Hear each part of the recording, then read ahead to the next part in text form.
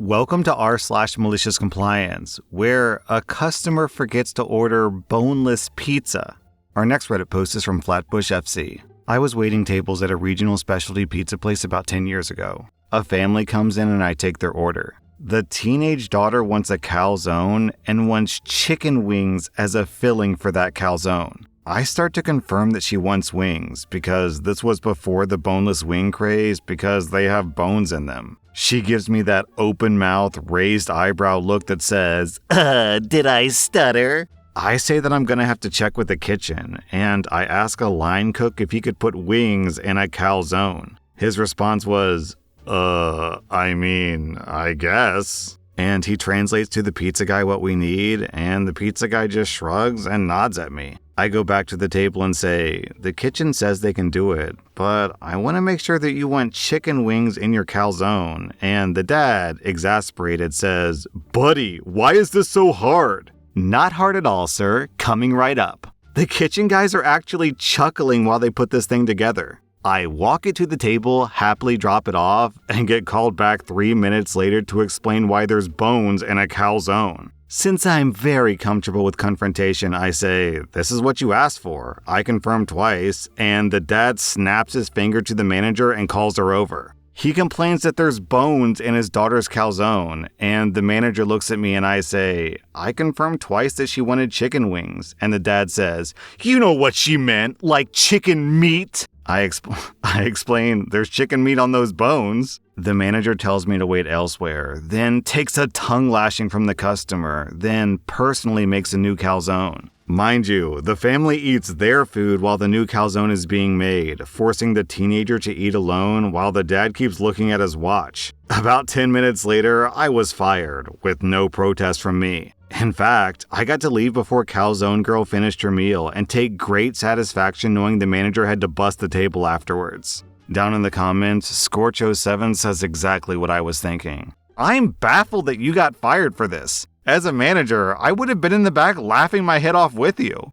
Our next Reddit post is from Nilanut. The leaf collection company for my neighborhood has absurdly strict rules about where leaves must be for the pickup. I live at the end of a cul-de-sac, so my curb is curved and pretty short. My property is wedge-shaped, so my backyard is quite long and has like 40 to 50 oak trees. I also have 2 sugar maples in my front yard, so leaves, lots of leaves. Pickup rules state that the leaves must be within 5 feet of the curb but on the road. They also must be at least 15 feet from the mailbox. Because subscriptions for leaf pickup are by individual homeowner, neighbors aren't allowed to combine leaves and can't buy a group subscription. Subscribers must only put their leaves from the current year out for pickup. Pickup trucks use GPS to identify homes who've signed up and ignore leaves in front of homes that did not sign up. Because I have so many leaves and so little curb, I called the leaf collection company and asked to put the leaves along the longer curb that I share with my neighbor. No problem, they said. Great. The truck came through and picked up a fraction of the pile, and they left the rest of the pile the driver decided was in front of my neighbor's property. I called the company back, and a different person said, those are the rules, you'll just have to figure it out. Fine. Now it's on. The area where I can put my leaves is only 15 feet wide and 5 foot deep. However, there's no limit on height. I moved the remaining leaves to my available curb space. I collected the rest of my leaves and added them to the pile. I spoke with my neighbors and acquired the rights to their leaves by paying them $1 each. Now, their leaves are my leaves. I shoveled all the leaves off the street and they went on the pile. I collected the purchased leaves from my neighbors. They went on the pile. Leaves continued to fall, so I kept adding them to the pile. It was a lot of work, but the pile was over 12 feet tall. I spent a ton of time using a snow shovel to fling the leaves on the top of the pile that was more than 5 feet above my head. Neighborhood residents stopped to gape at the epic leaf mound. I'm more than happy to battle willful ignorance with malicious compliance. I reminded myself of this every time that I spent another hour tending to this obscenity on my curb. The truck came today. My leaf pile dwarfed the truck. They had to drive away and dump leaves, then come back and reload twice. OP includes a not that great picture of the leaf pile, and indeed, this pile is taller than OP's shadow. Our next Reddit post is from Lady Blade War Angel. So here's a malicious compliance story that made my family laugh for years and still does. A good few years back, I was about 25 years old. I went to Cyprus with my grandparents to visit relatives. My grandparents originally came from there and moved to the UK when they were like 16. My cousin, a 14-year-old girl, also came along. Now, it's important to mention that we're Greek Cypriots. I had never heard that word before, so I had to look that up. A Cypriot is an ethnic Greek population of Cyprus. So not just from Cyprus, but also part of the ethnicity of Cyprus. As Cypriots, certain things are expected when we visit our relatives, such as helping out with things if we can, and offering our help for whatever our host might be doing. It's also worth mentioning that I have an eyesight problem, but I'm extremely independent in spite of it. So we were visiting relatives, and every time I offered to help out, either taking dishes to the kitchen, bringing them out of the kitchen, washing up, even getting a glass of water, I kept being told to sit down and that they would handle it. I didn't understand why, because I'm perfectly capable. I thought that maybe it had something to do with my poor eyesight. One day, we were visiting a great auntie of ours who owns a little summer home by the sea not too far from where we were staying. Now, whenever I visit this auntie, I always go swimming. She's literally not even a couple of minutes away from the sea. Now, as I went to offer my help to my great aunt, I hear my 14-year-old cousin talking to her in Greek. Another important note is that I can't string together a sentence in Greek. My father is English, and he had something against us speaking Greek. But even though I'm not a fluent speaker, I can still read, write, and understand Greek.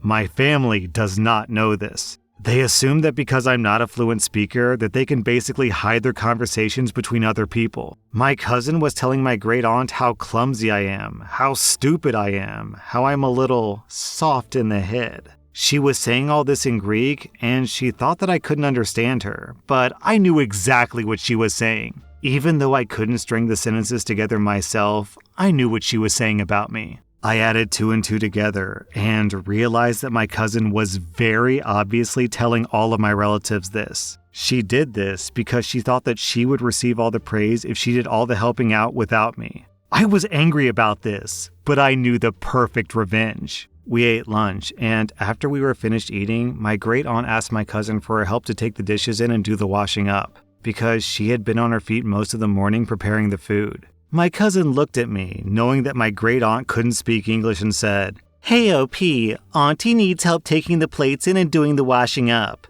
Because now she was bored and expected to run off to the beach and leave me doing the hard work of cleaning up. So I looked at her and said, "But I'm too stupid, clumsy, and soft in the head to help Auntie out. Besides, she asked for your help, not mine." My cousin went pale, realizing that I knew what she'd said.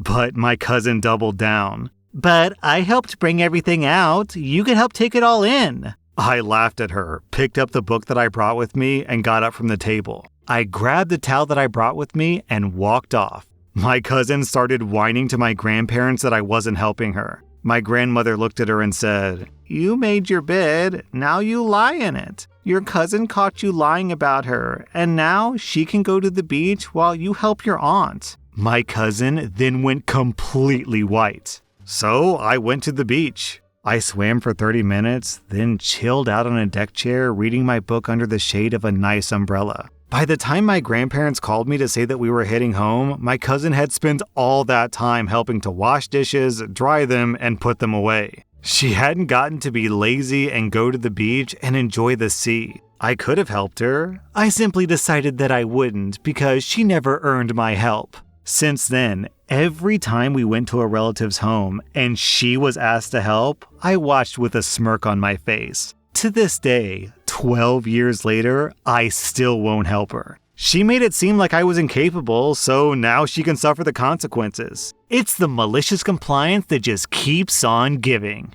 So down in the comments, people are asking if anyone ever explained what happened to all of OP's relatives in Greece, and OP says this: "My grandmother obviously explained what happened to my great aunt that day, but it basically got decided that whenever my cousin came along to any relative's home, she'd be doing the chores that would normally be shared to me. And still, to this day, she won't admit that she lied, so the family just keeps it going."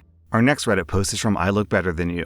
"I work in a help desk call center as a first-line agent, on purpose. My job is easy. We work from home where users can call, email, or chat us, and we fix their most basic computer problems, often resolved by a restart or a redeployment of some sort. I took this job on purpose to get away from a very stressful career that killed my social life and, frankly, my will to live. This job cost me exactly 0 energy, giving me the space and energy to have the social life I've always dreamed of. This job's pay is based on the languages that you provide help in, and because of my language skills, I make more than anyone else in my team. For this simple reason, I refuse to take any promotions, which bring more stress but are not financially compensated. So, as a result, I've worked in the first line for 3.5 years now, while most of my colleagues have gotten promotions. Because this company has a huge turnover, I often get new colleagues and managers. I usually train the new colleagues, and I have a friendly, cordial relationship with the managers, but I always try to stay private and reserved as much as possible to save all my energy for after-work activities. Most days, I don't talk to anyone. I log in, do work for like 50% of the time, and the other 50% I study, read, watch movies, listen to music, whatever. So what's important to know for this story is that we can get a bonus of up to 10% of our monthly income depending on our productivity. I always get the 10%,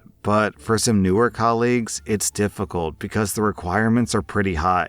If I like a colleague, I'll sometimes help them by closing tickets in their name. I also usually take the more challenging tickets and leave the easier ones for the newer team members. A further bit of information is that the company I work for has their help desk for 12 languages, so to cover all the languages, we have a team of 8. So now, the malicious compliance. One of the people I trained became the new team leader, which I actually encouraged. The guy is exactly the manager type and understands the job. Unfortunately, the pressure from his boss got to him, and he started checking our stats, and noticed that for about 4 hours per day, there was no activity from me. I explained to him that this is on purpose, to give everyone a chance to get their bonus, and that my output is still higher than anyone else on the team. He also noticed that I sometimes close tickets in my colleagues' names, for which I couldn't give him the real reason because it's sort of fraud. I just told him that sometimes I rush and just don't notice. He told me no more relaxing times and no more closing tickets in other people's names. He actually said that he would be checking up on me to make sure that I work the full 8 hours that I'm paid for. I explained to him that this was a very bad idea, that the team is doing really well, and the current status quo is perfectly balanced and he shouldn't upset it, but he was young and reckless. Fine. So for the next 2 months, I worked at full capacity. Where normally there was a good balance of closing tickets and everyone getting a fair shot at their bonus, now all of a sudden I did about 70% of the work, leaving very little for my colleagues, who for both months didn't qualify for their bonuses, causing huge team conflicts. I tried to stay out of it, but I was soon accused of stealing all of my colleagues' tickets and not giving them a chance to earn their bonuses. I replied professionally to all the accusations via email, making sure to CC all the relevant managers, including the boss's boss. After 2 months, our new team leader was reassigned and the status quo was restored. So the funny thing about this story I'm noticing is I feel like in most corporate jobs, what they would have done is just like fired half the team and then made OP do 70% of the work for like indefinitely in the future because it would have saved them money. However, specifically the way this company works is that they have to cover 12 languages, and even if OP speaks, 2, 3, 4 languages, they still have to have one person at least that speaks a certain language for the other 8 languages that OP doesn't know, which means you can't fire them. So as a result, OP really had them by the balls here. You can't fire the other people because then you don't offer languages, and you can't let them quit because they're unhappy because you also can't cover their languages. So the only solution is to just give OP what she wants. Our next Reddit post is from Wall Street Guy. A bit of context. I've been in the mortgage business and related businesses for over 30 years. I know it very well. I've never liked Bank of America, especially their servicing division. I refinanced my mortgage through a mortgage broker, and to my aggravation, they sold the servicing rights to Bank of America. For clarity, the entity that owns your loan is usually different than the one that you pay to service that loan. I was miffed. I estimated that Bank of America paid about $5,000 to service my loan because most folks at the time expect loans to stay on the books for at least 3 years. About 2 months after the servicing switched, Bank of America announced they'd be charging me a $5 fee for the convenience to pay the mortgage online. Truly an unwarranted money grab. I'm blessed in that I can put a little extra towards my mortgage payment every month. So the following month, I took out my mortgage payment plus $400 in quarters from my local bank. I then went to my local Bank of America branch and handed them my mortgage payment in quarters and my repayment stub. I asked for a receipt of payment. I overpaid my mortgage to reduce the current balance and thereby reducing Bank of America's fees. The nice branch manager said that you can write a check and that you don't have to pay in coins. I said I could, but I would be charged a $9.50 convenience fee for the stamp, my check, and the ink used. The branch manager actually laughed and said, okay. They counted the money and I got my receipt. Next month, the charge was still there, so I went to another local Bank of America branch which had gotten bad reviews on Yelp due to a hostile bank manager. I did the same thing. The branch manager said, write a check. We don't accept quarters. I said, shall I call the local state's banking commissioner, the Consumer Financial Protection Board, and the Office of the Comptroller of the Currency, which is the top bank regulator in the US, and say that you won't accept legal tender? I asked to talk to the district manager. I was making a stink. After about 20 minutes, he begrudgingly had the staff count the quarters, and I got a receipt. I told the manager that I would be bringing dimes next time. And next month, I brought dimes. He accepted them, but glared at me the whole time. After that payment, Bank of America rescinded their convenience fee. The month after that, I refinanced my mortgage at a lower rate. Bank of America only got roughly 6 months of servicing fees from me when they expected at least 3 years minimum. In order for them to make a profit, the loan would have to last at least 5 years. So altogether, I estimate that I cost Bank of America about $8,000. That was rSlash and if you like this content, check out my podcast where I publish the exact same episodes. Also, hit that subscribe button because I put out new Reddit videos every single day.